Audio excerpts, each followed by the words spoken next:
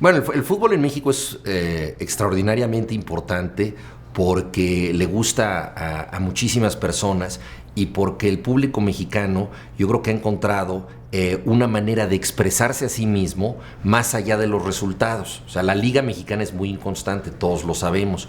Desde que hay torneos cortos, solamente los Pumas de Hugo Sánchez han sido campeones en 2 torneos seguidos. No hay continuidad. Hay equipos que se encumbran y luego están al borde del descenso.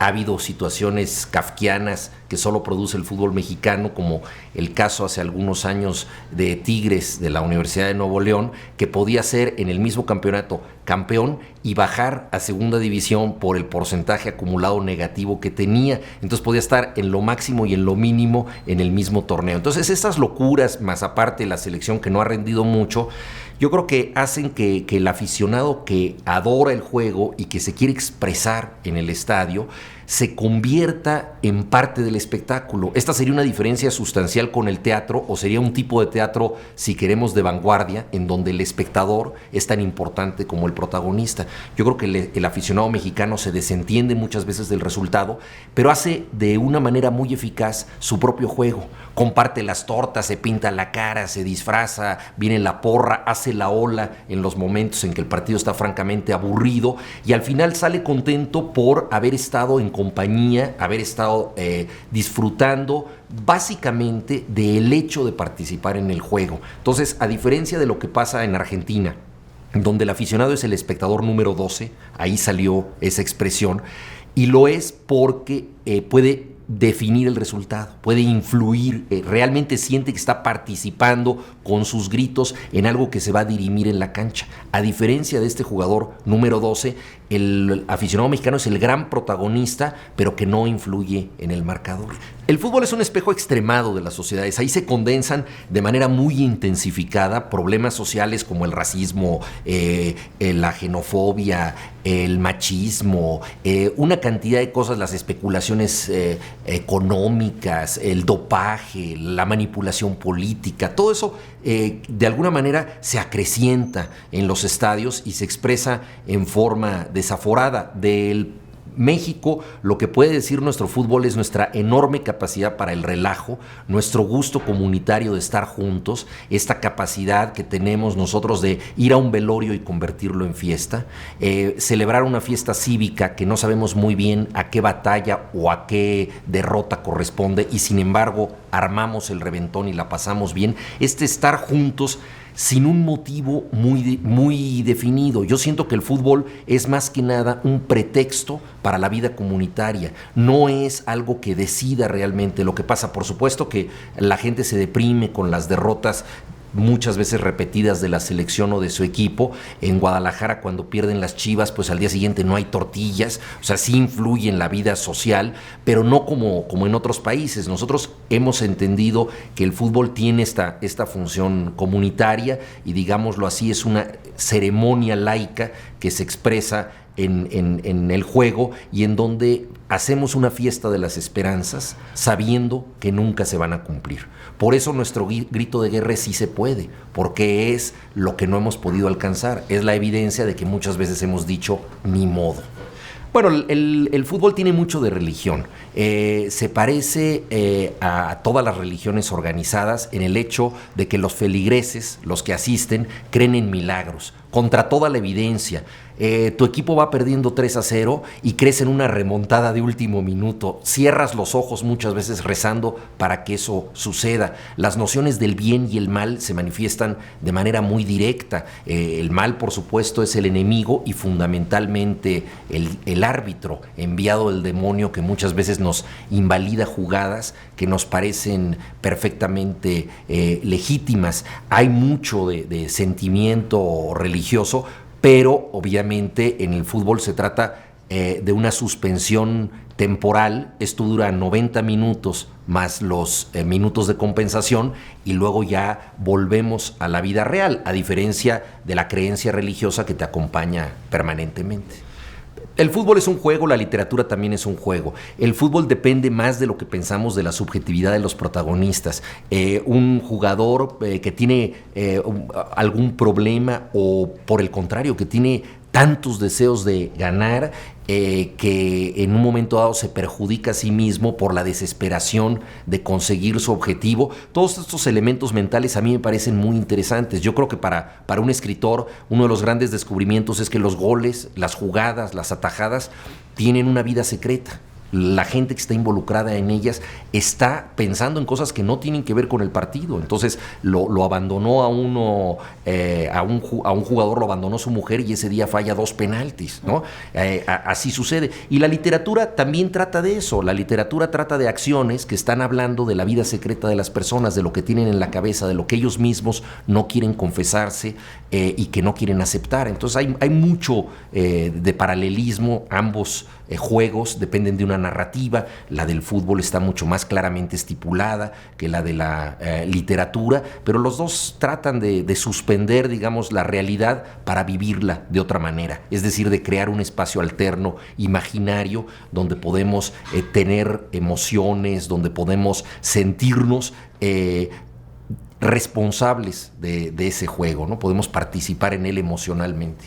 Bueno, el fútbol tiene tradiciones que a veces reflejan lo que es un país, a veces reflejan lo que quiere ser un país, a veces reflejan lo que no puede ser un país. Me explico, por ejemplo, Francia, en la selección que ganó en el 98 el Mundial, era una especie de Francia ideal, era una Francia multirracial, multicultural, de muy buen rollo, perfectamente articulados unos con otros, sin complejos, que integraban varias religiones. Eso no es la Francia oficial, la Francia formal.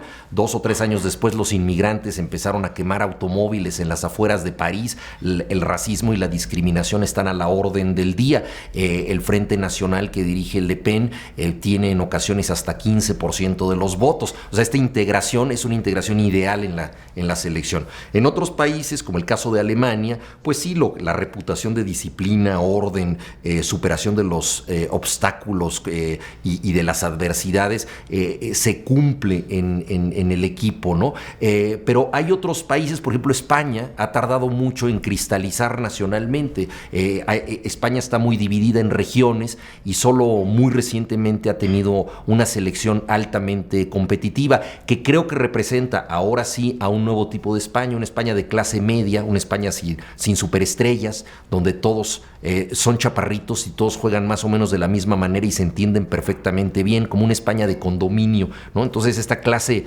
media española se expresa claramente en esta nueva selección. Los países a veces dan un espejo muy real de lo que es una sociedad, pero a veces dan un espejo anticipado o un espejo, digamos, retrasado de lo que es una sociedad.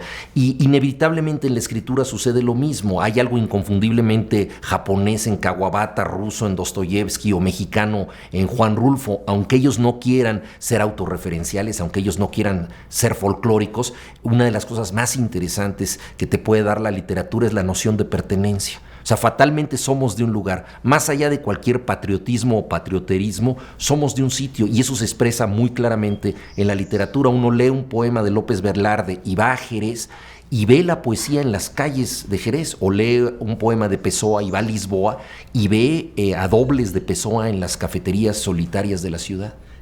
Albert Camus le debía mucho al fútbol. Él jugó en una posición que determina una psicología muy especial, que es la de portero. Él era muy, muy pobre y en la posición de portero es donde menos se gastan los zapatos.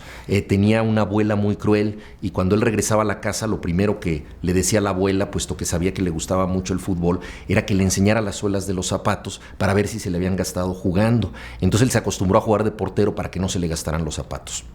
Gracias a que jugó de portero, pudo entender la angustia de una persona que es fusilada en un tiro de penalti, y yo creo que no es casual que haya escrito el mejor alegato contra la pena de muerte que se escribió en el siglo XX. Esto lo tenía que hacer alguien que había sido muchas veces fusilado como portero.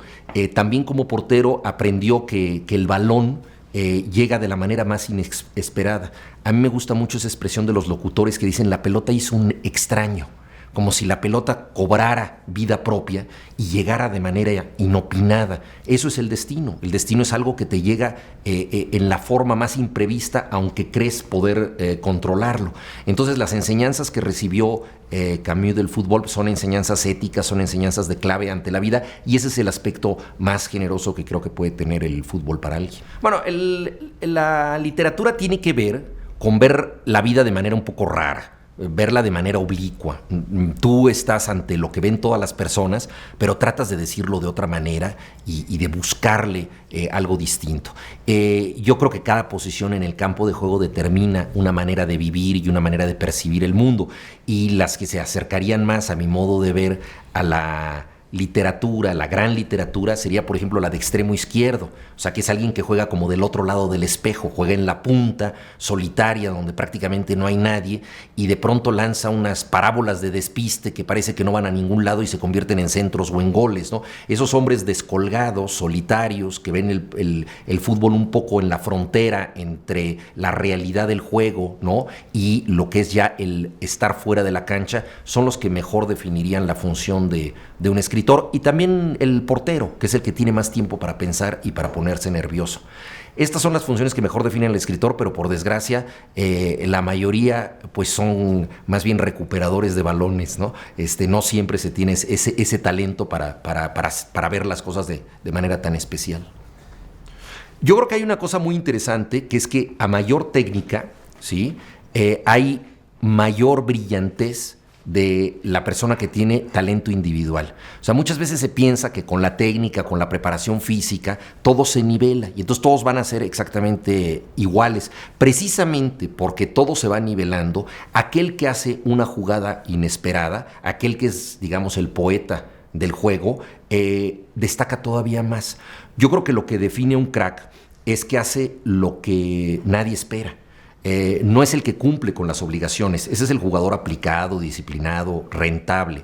El crack hace la jugada loca, la jugada que nadie está esperando, ¿no? La metáfora increíble, ¿no? Cuando Paul Eluard dice el mundo es azul como una naranja, ¿no?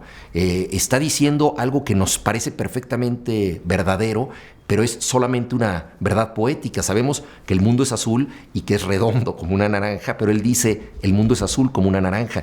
Eso es lo que hace un jugador en estado de gracia. Y muy pocos lo tienen, y en la medida en que se nivelan las condiciones del juego, digámoslo así, atlético, destaca más. Por eso el último mundial de alguna manera fue el mundial de la tercera edad futbolística, porque jugaron muy bien los jugadores con extraordinaria habilidad para jugadas de talento individual que tienen cierta experiencia. Figo hizo un gran mundial, Ronaldo superó sus récords y la gran figura fue, por supuesto, Zinedine Zidane, que se estaba retirando. Y no fue el mundial de los jóvenes, que los había y de muy buena calidad, como Cristiano Ronaldo o Messi o Rooney, que tenían toda la fortaleza, pero no tenían esa picardía que incluso incluye como una de sus armas la lentitud, la pausa, ¿no? El de pronto dormir una siesta de un segundo que desconcierta a todo mundo en medio de la cancha. Sí, bueno, en el fútbol es interesantísimo, como si lo pensamos como una coreografía o una dramaturgia, el control de lo invisible. El gran jugador, ¿no?, manda una pelota al hueco donde no hay nadie, pero donde puede suceder lo más importante del partido. No tiene un compañero ahí, pero calcula que ese es el lugar de peligro al que alguien puede llegar. Borges habló de la felicidad de la lectura justamente a partir de esta idea, a partir de la inminencia. Cuando nosotros estamos leyendo, estamos sintiendo una jugada al hueco. Algo va a suceder. No sabemos qué, pero las cosas se están armando de tal manera para que algo se nos presente. Puede ser una frase, una imagen, o puede ser lo que van a hacer los personajes, ¿no? Entonces, este control de lo que todavía no sucede, pero se insinúa con potencia, yo creo que une de manera muy dramática y emocionante al fútbol y a la literatura. Sí, bueno, yo creo que en la vida se puede cambiar de todo, se puede cambiar de ideología, y hay muchos ejemplos al respecto, se puede cambiar de vocación, de trabajo, de pareja, incluso con alguna operación hasta de sexo, pero cambiar de equipo de fútbol yo creo que es enfrentarse a la última intransigencia emocional legítima, porque es como decir, ya no quiero ser el niño que fui, ya no quiero tener esa infancia, yo ya no soy el que le iba al Necaxa. Pues eso me parece a mí inaceptable. Por supuesto que hay casos de gente que ha cambiado de equipo de fútbol, pero a mí me parece, digamos, lo último que yo en lo personal podría hacer, y creo que muchos aficionados me acompañan en esta intransigencia. Bueno, escoger un equipo es escoger una manera de gozar o de sufrir, ¿no? Los niños ambiciosos generalmente escogen irle al campeón, se identifican con los jugadores, pero pues si te aficionas a un equipo como el Atlas o como el Necaxa en el fútbol mexicano, pues te tienes que volver casi como un filósofo estoico para soportar todo tipo de calvarios, y pues es un adiestramiento en la paciencia, ¿no? Y en fin, yo creo que tiene también sus compensaciones, porque entonces, si acaso ganas, los triunfos saben mucho más sabrosos. No, es un equipo, el Necaxa es un gusto para exquisitos y para conocedores. Fue el gran momento del Necaxa a nivel internacional fue ganarle al Santos con todo y Pelé, y naturalmente se hace hasta una fiesta anual de los necaxistas recordando aquel momento. Pero ha habido también otros momentos muy importantes, ¿no? Como el Necaxa de los 90 con Alex Aguinaga a la cabeza, que dio muchas satisfacciones a nivel de títulos. Y para las gentes de memorias largas y también de vida extensa, pues el Necaxa de los años 40 con Horacio Casarín y todo, también dio muchas satisfacciones. Pero irle a un equipo no es solamente, yo creo, pensar en los triunfos, ¿no? Hay equipos que te dan satisfacciones de jugar bien, o de dar una voltereta totalmente inesperada, o simplemente de sentir que son los tuyos, que ahí se están formando jugadores que tú vas a seguir viendo porque salieron de tu equipo. Bueno, ahí está algo que yo creo que él mismo no calculó, que le iban a considerar un Judas, y lo que no calculó, y eso es lo más grave para un jugador, es lo mucho que lo querían. O sea, él calculó que lo iban a odiar y dijo, lo aguanto, pero no calculó qué tanto lo iban a odiar por lo mucho que lo querían. Y ahí fue cuando sí, para él mismo, yo creo que fue una revelación de que quizá cometió un error. No, y el barcelonismo también se metió en una bronca, porque el barcelonismo durante mucho tiempo odiaba más a Figo de lo que quería a sus jugadores, ¿no? Es como si odias más a tu exnovia de lo que quieres a tu novia. Muchachos, ¿qué hacemos? Ahora hacemos un par de tomitos para el Ajá. Candaya. Sí, como sí. no.